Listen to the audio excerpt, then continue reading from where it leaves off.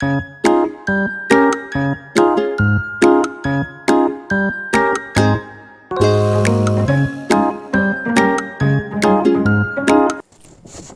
6वी general सायन्सचा आपला lesson number 4 चालू आहे. त्याच्यात डिझास्टर मॅनेजमेंट त्याचं एक लेक्चर आपण काल पाहिलेले. आता त्याच्या कालच्या लेक्चरमध्ये आपण काय पाहिले तर डिझास्टर म्हणजे काय, व्हॉट इज अ डिझास्टर. त्यानंतर डिझास्टरचे प्रकार पाहिले. Disasters are of 2 main kinds, manmade and natural. त्याच्यामधलं आपण नॅचरल डिझास्टरचं अर्थक्वेक आणि फ्लड्स ह्याच्याबद्दलची माहिती घेतलेली. त्याच्यामध्ये त्याचे इफेक्ट्स ऑफ फ्लड्सचे आणि इफेक्ट्स ऑफ अर्थक्वेकचे याबद्दल काल आपण माहिती घेतलेली. आता त्यानंतरचं आज आपल्याला पाहायचं आहे स्टॉर्म्स. स्टॉर्म्स म्हणजे काय तर वादळ. आता the formation of high and low air pressure belts in the atmospheric causes change in weather resulting in strong winds or storm. म्हणजे काय तर ज्यावेळेस कमी आणि जास्त pressure, high and low pressure हवेमध्ये तयार होतं त्यावेळेस ॲटमॉस्फेरिक बदल होतात आणि ह्या बदलाचा परिणाम म्हणून काय होतं तर इथं जोराचे वारे येऊ शकतात आणि ह्या वाऱ्यालाच आपण काय म्हणतो स्टॉर्म्स म्हणतो. तर आता ह्या इफेक्ट्स ऑफ स्टॉर्म्स, आता ह्याचे परिणाम काय होतात तर great damage in storm affected region. म्हणजे काय वादळग्रस्त जिथं वादळ झालेले त्या प्रदेशामध्ये काय होतं खूप नुकसान होते. Tremendous losses of life and property, भरपूर अशी जीवित आणि प्रॉपर्टीचं काय होतं नुकसान होतं किंवा हानी होती. त्यानंतर डिस्ट्रप्शन ऑफ इलेक्ट्रिक सप्लाय हा बंद होतो. त्यानंतर disruption of transport and communication, म्हणजे दळणवळणाची जी यंत्रणा असते ती काय होते डिस्टर्ब होते. त्यानंतर आपल्याला दुसरा अजून एक पाहिजे फॉरेस्ट फायर. हे पण काय नॅचरल डिझास्टर आहे. आता फॉरेस्ट फायर म्हणजे काय, forest fire is an uncontrolled fire in a forest pasture of grassland due to the natural or manmade causes. Forest fire spread at a tremendous speed. Forest fire म्हणजे काय तर वणवा म्हणतो आपण. तर हे काय असतं अनकंट्रोल्ड असतं, म्हणजे त्याला आपण सहजासहजी कंट्रोल करू शकत नाही. तर हे कशामुळं लागतं तर जंगल किंवा ते जंगलामध्ये असलेला गवताळ प्रदेश ह्याच्यामुळं काय होतं तिथला फायर हा फास्ट स्प्रेड होतो.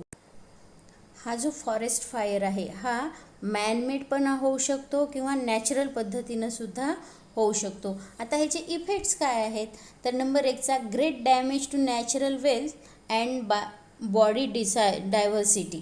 तर ह्याच्यामध्ये काय होतं तर नैसर्गिक साधनसंपत्तीचं म्हणजे जे जंगली झाडं आहेत, ज्या वनस्पती आहेत ह्यांचं खूप नुकसान होतं. त्यानंतर काय होतं पोल्युशन ऑफ एअर, हवेमध्ये काय होतं प्रदूषण पसरल्या जातं. ही सगळी त्याची इफेक्ट्स आहेत. त्यानंतर आपल्याला नेक्स्ट पॉईंट पाहायचा आहे डिझास्टर मॅनेजमेंट. आता डिझास्टर मॅनेजमेंट म्हणजे काय, community participation of disaster management are closely related. म्हणजे कम्युनिटी कशाची डिझास्टर मॅनेजमेंट आणि पार्टिसिपेशन या दोघांची जी कम्युनिटी आहे यांचं जवळचं क्लोजली रिलेटेड आहे, ते एकमेकाशी संबंधित आहेत. Taking step to prevent disaster, making plans to face disaster and developing the capacity for that is called disaster management. म्हणजे लोकसहभाग म्हणजे लोकांच्या मदतीने आणि आपत्तीचं ह्या व्यवस्थापन डिझास्टर मॅनेजमेंटचं व्यवस्थापन करायचं ते ह्याचं नातं खूप जवळचं आहे. आता हे टाळण्यासाठी किंवा त्यांना आपल्याला फेस करण्यासाठी काही योजना तयार कराव्या लागतात आणि त्या योजनेची क्षमता मिळवणे म्हणजेच काय तर disaster management. To prevent to reduce damage cause by natural or manmade disaster emergency planning and management is required. मग अशा वेळेस नैसर्गिक नॅचरल आणि मॅनमेड डिझास्टर टाळण्यासाठी आपल्याला काय करावं लागतं तर एमर्जन्सी प्लॅनिंग आणि त्या मॅनेजमेंटची काय असते आवश्यकता असते. एवढं लक्षात आलं. आता ह्याच्यासाठी काम करणारे काही संस्था आहेत तर त्या कुठे आहेत, इन्स्टिट्यूट ॲट वर्क. ह्या इन्स्टिट्यूट काम करतात. कोणत्या, the national disaster management authority was establish in 2005. It undertakes planning and implementation of disaster management work. म्हणजे ह्या राष्ट्रीय आपत्तीचं व्यवस्थापन प्राधिकरण ही नावाची संस्था 2005 मध्ये स्थापन करण्यात आली. तर ह्या व्यवस्थापनाअंतर्गत काही नियोजन करण्याचे काम ही संस्था करत असते. आता आपल्याला कायम लक्षात काय ठेवायचं आहे, during a disaster helping and supporting each other is our moral responsibility.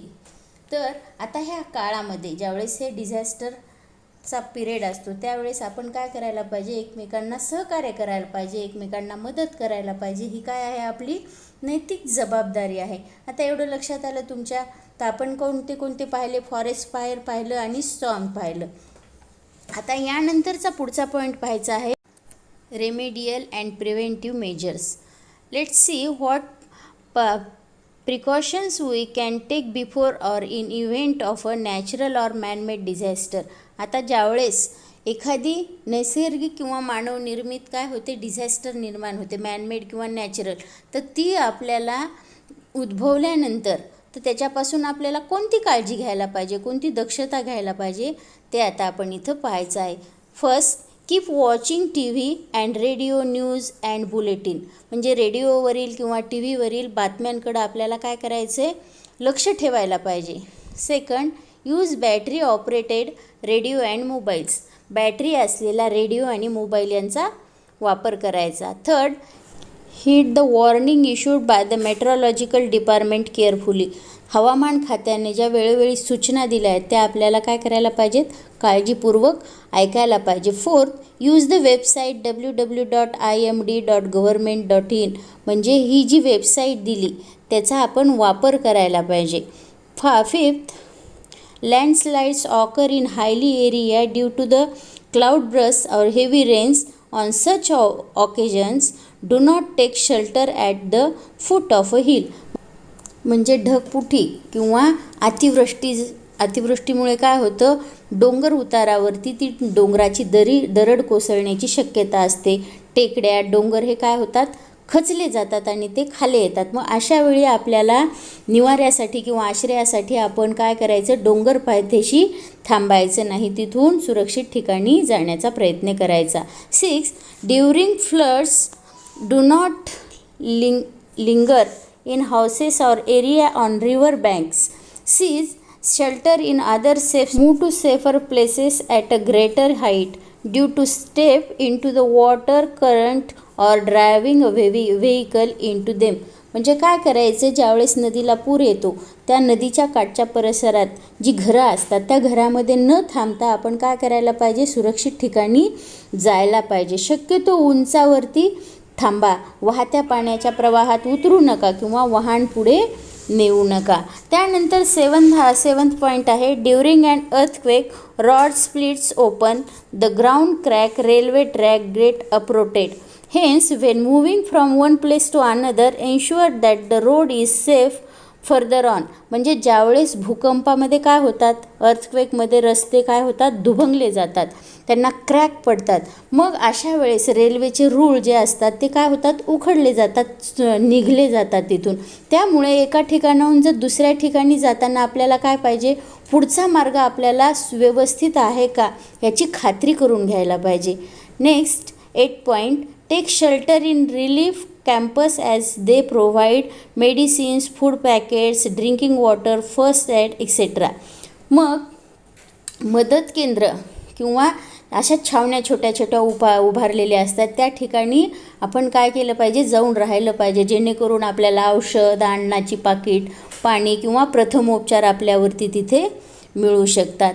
Next, to get protection from fire, use fire extinguishers in public place like schools, hospitals, railway station etcetera. मग जे फायरपासून म्हणजे आगीपासून आपलं बचाव होण्यासाठी जी एक्स्टिंग्विशर्स असतात ती अशा पब्लिक प्लेसच्या ठिकाणी, गर्दीच्या ठिकाणी ठेवायला पाहिजे. जसे की शाळा, हॉस्पिटल, रेल्वे स्टेशन अशा ठिकाणी या अग्निशामकाची अशी एक छोटे सिलेंडर असतात त्यांचा आपण वापर करायला पाहिजे. एवढं लक्षात आलं. त्यानंतर आपल्याला फर्स्ट एड म्हणजे काय हे पाहायचं आहे. In day-to-day life, sometimes we have to face disaster or accidents of varying proportions. On such occasions, it is necessary to give some immediate aid even before medical treatment become available. म्हणजे रोजच्या जीवनामध्ये आपल्याला अनेक disaster म्हणजे आपत्तींना काय करावं लागतं, face करावं लागतं. काही आपत्ती लहान असतात तर काही कशा असतात, मोठ्या असतात. मग ह्या अचानक जर अशा प्रकारचं जे डिझास्टर जर उद्भवलं तर त्याच्यासाठी वैद्यकीय उपचार मिळण्यापूर्वी काही तात्काळ आपल्याला ट्रीटमेंट घेणं गरजेचं असतं. त्यालाच काय म्हणतो आपण, फर्स्ट एड म्हणतो. एवढं लक्षात आलं. नेक्स्ट पॉईंट आहे external bleeding. If a person is bleeding, first makes him sit or lie down comfortable. Keep the bleeding part of the body above the level of the heart and clean it with water. म्हणजे ज्यावेळेस जर एखाद्या व्यक्तीला accident झाला, त्याचं bleeding होत असेल, रक्तस्राव होत असेल, तर त्या व्यक्तीला कसं कम्फर्टेबल वाटेल अशा कंडिशनमध्ये झोपवायचं. Keep the bleeding part of the body above the level of heart and clean it. म्हणजे हृदयाच्या स्तरापेक्षा म्हणजे छातीपासून त्याचा भाग तो काय करायचा, उंच ठेवायचा आणि ती जी जखम आहे ती क्लीन करायची. Second, Burns and scales. Minor Burns म्हणजे ज्यावेळेस भाजणं किंवा पोळणं म्हणतो त्यावेळेस काय काळजी घ्यायची, तर ज्यावेळेस मायनर बर्न झालेला असेल म्हणजे किरकोळ भाजलं असेल तर काय करायला पाहिजे. The injure part should be wash with water or hold under water. तर मग ज्यावेळेस जखम झालेला भाग थोडंसं जळाला असेल किंवा थोडीशी जखम झालेली असेल तर त्यावेळेस काय करायचं, तो पाण्याने त्या पाण्याखाली ती जखम काय करायची, धरायची किंवा धुवून काढायची. Second, give the victim water to drink. त्याला पाणी प्यायला द्यायचं. त्यानंतर थर्ड काय करायचं, clean the wounds using a cotton wave soak in and antiseptic solution. म्हणजे अँटीसेप्टिक पाण्यामध्ये एखादा कापड भिजवायचा आणि ती जखम काय करायची, हलक्या हाताने पुसून घ्यायची. Next, do not apply oily ointment. म्हणजे तेलकट जो मलम असतो तो शक्यतो त्या जखमेवरती लावायचा नाही. Next, cover wounds using dry dressings. म्हणजे जखम कोरड्या ड्रेसिंगनं ती काय करायची, झाकून टाकायची, कव्हर करायची. आता ज्यावेळेस हे झालं आपलं मायनर बर्नसाठी. आता सिरियस बर्न म्हणजे खूप जर पेशंट भाजलेला असेल तर त्यावेळेस कोणती काळजी घ्यायला पाहिजे. First, give emotional support. त्याला काय करायला पाहिजे, इमोशनल सपोर्ट द्यायला पाहिजे, मानसिक आधार द्यायला पाहिजे. Second, cover the wounds with sterilised cloth. म्हणजे निर्जंतुक कपड्याने भाजलेला भाग काय करायचा, झाकून टाकायचा. Remove jewellery, shoes etcetera if easily possible. म्हणजे त्याच्या अंगावर जर दागिने किंवा बूट असतील तर ते काय करायचे, शक्यतो काढून टाकायचा प्रयत्न करायचा. Do not touch or brush the blisters on the skin. पोळल्यामुळं जो फोड येतो तो फोडायचा नाही. त्यानंतर next, do not apply ointment. म्हणजे तेलकट मलम मग सांगितलं मी तो तिथे लावायचा नाही. Do not try to remove the cloth if it is stuck to the burn skin. म्हणजे कपडे जर चिटकले असतील अंगाला तर ते काढून टाकण्याचा प्रयत्न करू नका. शक्यतो असतील तर सहजासहजी निघाले तर ते काढायची. जर चिटकून बसलेली असतील तर ते काढायचा प्रयत्न करू नका. If the patient is conscious, give water to drink but avoid tea or coffee or other stimulating drink. म्हणजे तो पेशंट जर शुद्धीत असेल तर त्याला पाणी पिण्यास द्यायचं. चहा, कॉफी हे जी पदार्थ असतात ही अशी द्यायची नाही. Get medical at once. त्याला काय करायचं, ताबडतोब दवाखान्याकडे नेऊन त्याला काय करायचं, मदत करण्याचा प्रयत्न करायचा. ओके, एवढं लक्षात आलं. म्हणजे बर्न्स अँड स्केल्समध्ये म्हणजे मायनर बर्न्स अँड सिरियस बर्न्समध्ये कोणती काळजी घ्यायची हा इथं आपण पाहिलेला पॉईंट आहे. त्यानंतर आपल्याला नेक्स्ट पॉईंट थर्ड पाहायचा आहे, sunstroke. When we work in the sun continuously for a long time, the body loses a lot of water and minerals. That is the reason of sunstroke.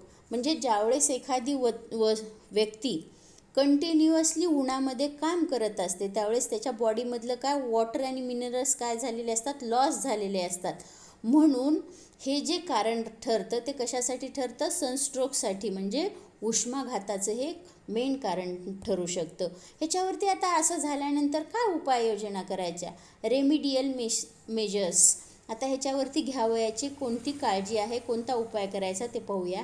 First, take the patient to a cool place or in the shade. म्हणजे अशा वेळेस त्या रुग्णाला काय करायचं, सावलीत न्यायचं आणि थंड ठिकाणी ठेवायचं. Second, sponge the whole body with cold water. थंड पाण्यानं त्याचं पूर्ण शरीर पुसून काढायचं. Third, place a cloth soak in a cold water on the neck. मानेवरती थंड पाण्याने भिजलेला त्याच्या कापड ठेवायचा. Next, give plenty of water or liquid like sharbat to drink. मग त्याला काय करायचं, पिण्यासाठी भरपूर पाणी किंवा सरबत द्यायचं. Next, if the patient feels like omitting make him lie prone, that is on his or abdomen with the head turns to one side. म्हणजे ज्यावेळेस त्या पेशंटला जर उलटी झाली असेल किंवा अशक्तपणा आला असेल तर त्याची मान काय करायची, एका बाजूला करून त्याला पोटावरती उताणं झोपवायचं. आणि नेक्स्ट काय करायचं, get medical help or shift the patient to a hospital. तातडीनं त्या पेशंटला काय करायचं, हॉस्पिटलला शिफ्ट करण्याचा प्रयत्न करायचा किंवा शिफ्ट करायचं. नेक्स्ट आपल्याला पाहायचं आहे snake bite. There are nearly 2000 species of snake. If these only a few like cobra, kids, vipers and sea snakes are poisons. म्हणजे आपल्या ह्याच्यामध्ये जवळजवळ 2000 सापांच्या, स्नेकच्या काय आहेत, जाती आहेत. त्यापैकी काही साप काय आहेत, विषारी आहेत. कोणकोणते, कोब्रा, किरीट्स, वायपर आणि सी स्नॅक. म्हणजे काय तर जे नाग, फुरसे, घोणस किंवा समुद्रात असणारा साप, हे जे आहेत ही साप काय असतात, पॉयझनस असतात. Therefore all snake bites are not fatal. बाकीची जी साप आहेत ही सगळीच विषारी असतात असं नाही. However fear causes several philosophical shock which can result in death. म्हणून सगळ्या स्नेक बाईटमध्ये प्राणहानी होते किंवा डेथ होते असं नाही, परंतु भीतीमुळे ती काय होतं, माणसाला मानसिक धक्का बसतो आणि काळजी न घेतल्यास काय होतं, तो माणूस दगावतो. If you can occurs a snake contact a sarp mitra rather than killing the snake at once.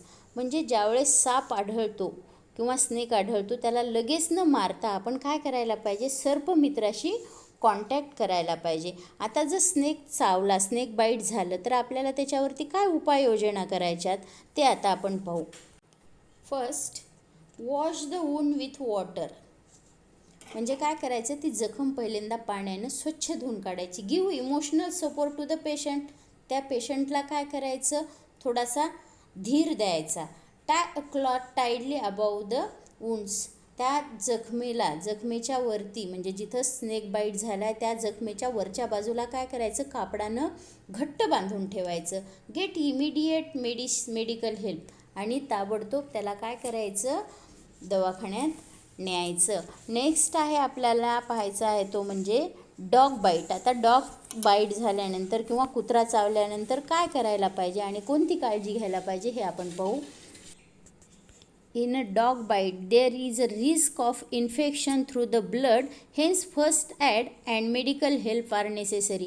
म्हणजे ज्यावेळेस कुत्रा चावतो त्यावेळेस काय होतं, त्या कुत्र्याचं इन्फेक्शन आपल्या पूर्ण बॉडीमधील ब्लडमध्ये होण्याची जास्त शक्यता असते. म्हणून आपण काय करायला पाहिजे, ताबडतोब त्या पेशंट मेडिकल हेल्प मिळाली पाहिजे. आता ह्याच्यावरती करावयाच्या उपाययोजना, रेमिडियल मेशियर्स. आता काय काळजी घ्यायला पाहिजे त्याची, तर फर्स्ट काय करायचं, wash the wound with a solution of potassium permanganate or other antibiotics. म्हणजे जखम निर्जंतुक करायची आपल्याला, तर ती कशानं धुवायची, पोटॅशियम परमॅग्नेटचं जे पाणी असतं त्या पाण्याच्या साह्यानं ती जखम आपल्याला पहिल्यांदा धुवावी लागते, क्लीन करावी लागते. नेक्स्ट काय करायचं, cover the wound with a clean and dry cloth. तर ही जखम आहे ही काय करायची, कोरड्या कपड्यानं झाकून ठेवायची किंवा गुंडाळून ठेवायची. Get doctor's help and an injection of the anti rabies vaccine. डॉक्टरच्या साह्यानं त्या पेशंटवरती विलाज करायचा आणि अँटीबॅक्टेरिज इंजेक्शन त्या पेशंटला द्यायचे. एवढं लक्षात आलं. आत्तापर्यंत आपण ह्या धड्यामध्ये काय शिकलो हे आता आपल्याला थोडक्यामध्ये पाहायचं आहे. A sudden calamity is known as disaster. पहिल्यांदा आपण काय पाहिलं, डिझॅस्टर पाहिलं. अचानक उद्भवलेली समस्या म्हणजेच काय, डिझॅस्टर. त्यानंतर सेकंड काय पाहिलं, disaster can be manmade or natural. 2 प्रकार पाहिले डिझॅस्टरचे, मॅनमेड आणि नॅचरल. त्यानंतर काय पाहिलं, alertness and immediate action are necessary on such occasions. Next, effective disaster management and use of remedial measures can help reduce the losses. Next काय पाहिलं, every person should know about safety precautions and first aid. लक्षात आलं. इथं हा lesson number आपला 4 डिझॅस्टर management complete झालेला आहे. Okay.